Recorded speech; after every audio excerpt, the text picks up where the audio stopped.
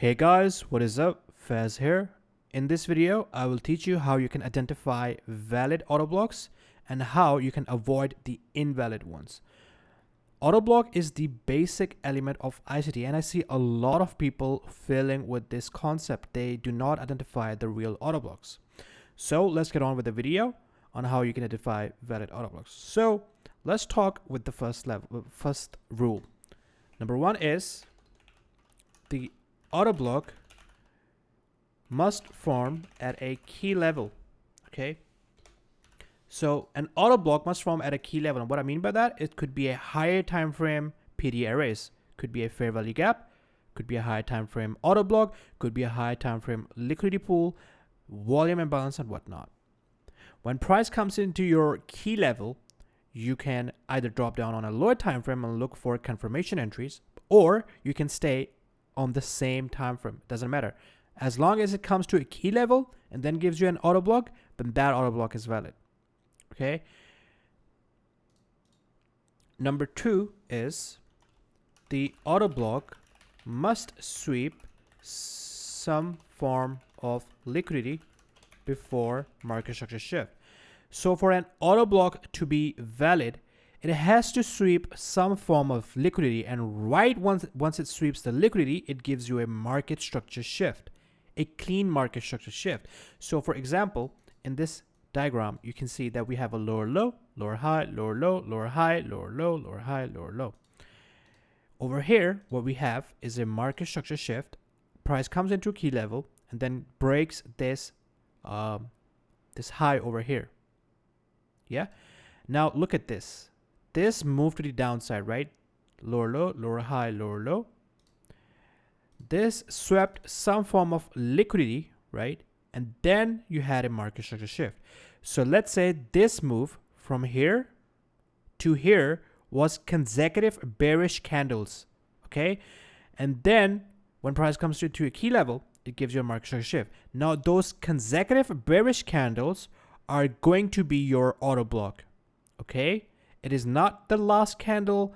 It is not something else. It is not the last bearish candle before move to the upside. No, it is the consecutive bearish candles. In this example, it could only be a one candle, but I'll get to that later. In this example, you can see, as I'm saying, these are consecutive bearish candles. These took out liquidity, right? And right after that, you have a market structure shift. Now this would be your entry. This is your auto block, guys. This right here, this move to the downside. You take that entry and it can go up from here. Now, something else can happen, so you don't get confused, is price can come back into key level, right? And it can do something like this. There's no problem with that, okay? As long as it hits the key level and then gives you the auto block, that is then a valid auto block. So right here, same scenario, you can see we take out liquidity, we have a market structure shift, this consecutive bearish candles, and boom, right that. Okay, now the third rule that I can say is if the auto block forms during kill zone hours, then that auto block is powerful. Now what I mean by that, I put this into easier words, is if an auto block forms during kill zone hours, it could be a London session or a New York session, then that auto block is going to be more powerful than the auto block that is formed outside the kill zone hours. Okay? And the market structure shift should also happen during kill zone hours. That gives you the highest probability. So key level, kill zone hours intact, right? Price sweeps liquidity, the auto block sweeps liquidity, and then you have a market structure shift. That is your A+ auto block setup. But I'm going to give you some tips on how to look for these auto blocks. So let's say we have these consecutive bearish candles, right? 3 consecutive bearish candles. This was a liquidity level right here, right? Price swept liquidity. And right after that, what we have is bullish candles that gives us a market structure shift right here, right? Now, these 3 consecutive bearish candles are going to be your auto block, okay? That is literally the definition of an auto block, guys. Now, let's say that this is a bearish candle right? This right here is a bearish candle. Then we get a bullish candle, right? So let's say this is a bullish candle. And then we have a bearish candle once again. And that bearish candle takes out liquidity, right? Then that last candle is going to be our auto block because we had a bullish candle in between these three candles. And the last candle in this example took out liquidity, some form of low. And yeah, it could be some form of low. So that is pretty much it, guys. Your auto block is here. You simply take your entry from that auto block and boom. Now, what a lot of people make this mistake is they consider the wicks of the auto block as well.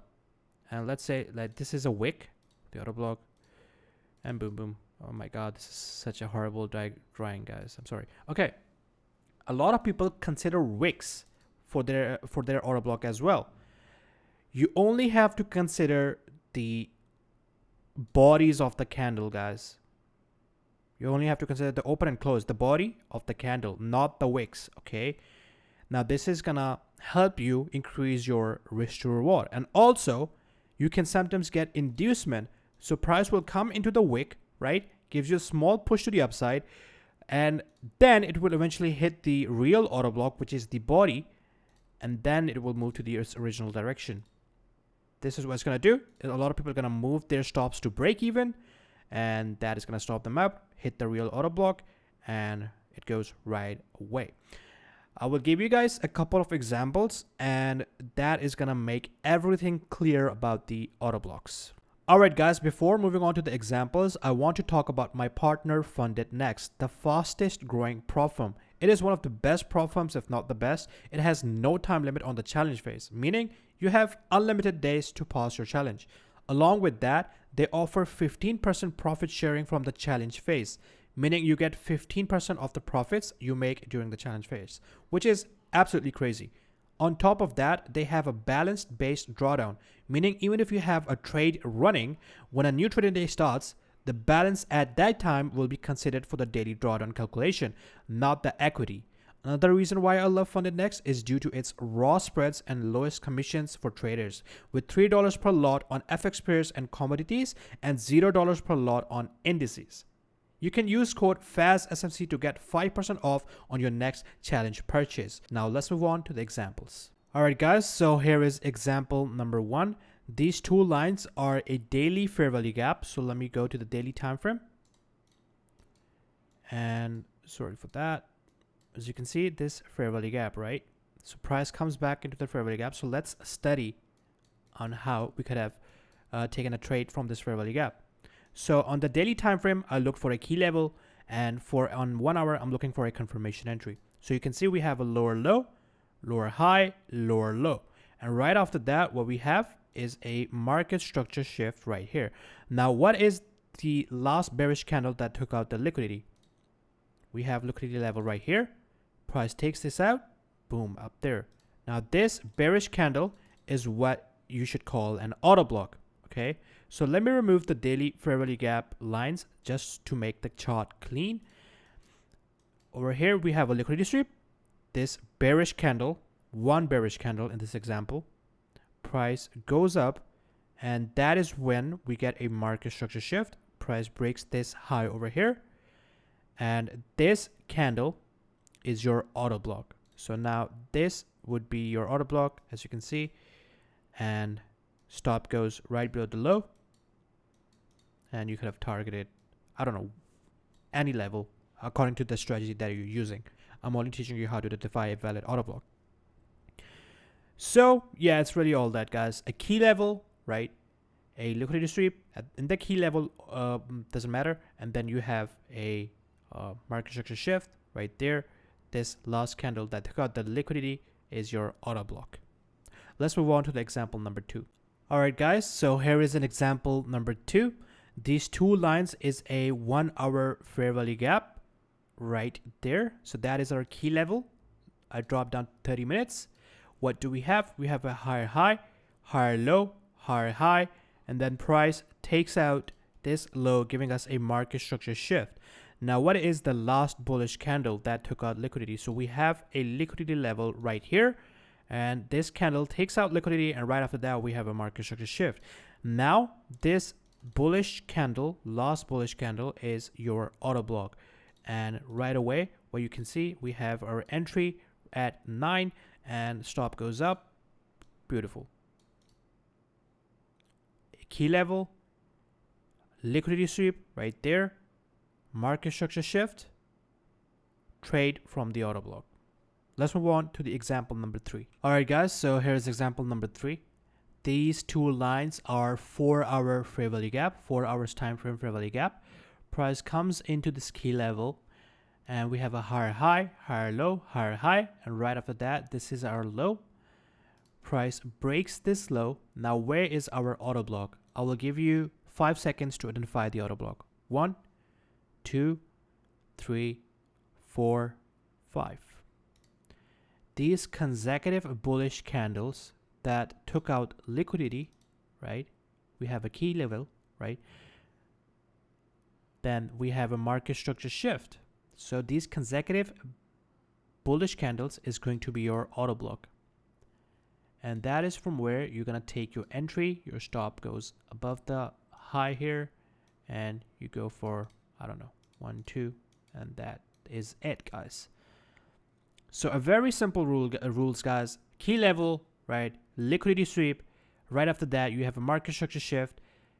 If you have like consecutive bullish candles that took out the liquidity, that is your auto block. If you have a single candle that takes out the liquidity, that is your auto block.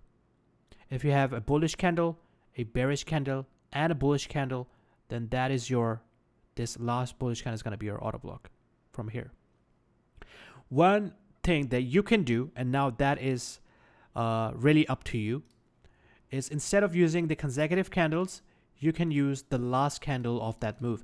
Now what it's going to do is going to give you a higher risk to reward ratio, but you are going to miss out on trades. Okay, so it's really up to you if you want to use this or this. And let's say if you're talking about the one candle auto block, right? If this whole move was one candle, right, you could have used the fib from high to low, and you can take your entry from the 0.5 level off that auto block. Again, you are going to miss entries, so you have to decide. I'm not going to be the decider here. You want to choose the consecutive candles or these techniques. I'm gonna give you guys one more example and then I'll end the video. All right guys, so here is the last example, and I'm looking at the 1 hour liquidity pool, so I'm gonna stay on the same time frame for this example.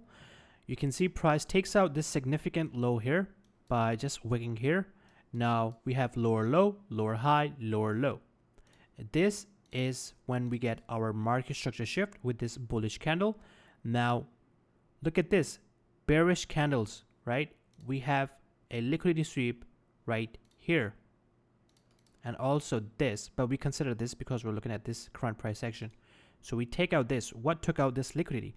These consecutive bearish candles. Okay, so now once we have a market structure shift,